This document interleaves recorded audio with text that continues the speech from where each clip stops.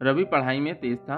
High school से graduation, post graduation और फिर रिसर्च में वह हमेशा अव्वल ही था। सबको भरोसा था कि रवि का प्लेसमेंट बड़े आराम से हो जाएगा। उसने एक मल्टीनेशनल कंपनी के इंटरव्यू के पहले 3 राउंड भी कर लिए थे। आखिरी राउंड में कंपनी के डायरेक्टर खुद इंटरव्यू ले रहे थे। डायरेक्टर ने पूछा, क्या आपको कभी कोई स्कॉलरशिप मिली है? रवि ने कहा, अब तक तो नहीं।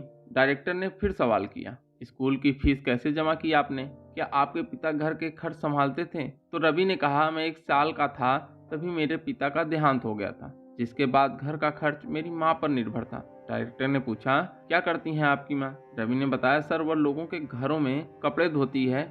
डायरेक्टर ने कहा, क्या मैं आपके हाथ देख सकता हूँ? रवि ने हाथ दिखा दिया। उसके हाथ एकदम साफ, मुलायम और बेदाग थे। डायरेक्टर ने पूछा, क्या आपने कभी कपड़े धोने में माँ की मदद की?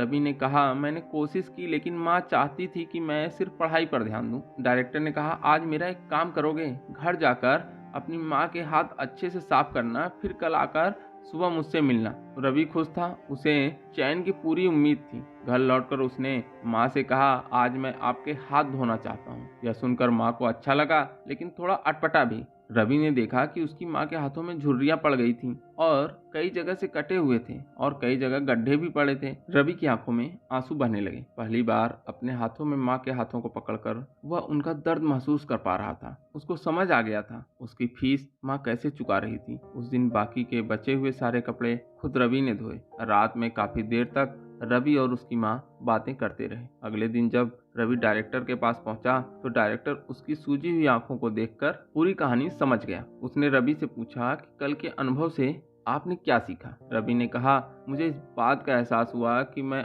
आज जो भी हूँ अपनी माँ की वजह से हूँ और मुझे पहली बार परिवार की अहमियत समझ में आई। डायरेक्टर बोले, मुझे ऐसा ही व्यक्ति चाहिए था जो रिश्ते और मूल्यों को पैसे से बढ़कर माने। हमारी कंपनी में तुम्हारा स्वागत है।